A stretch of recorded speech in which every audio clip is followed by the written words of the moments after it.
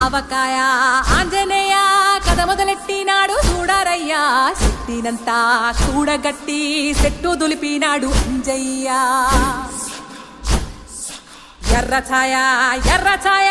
కోతి అవతార వెంటమాయ కత్తి సేత పట్టకుండా కాయ కోసినాడు కపిలయ్య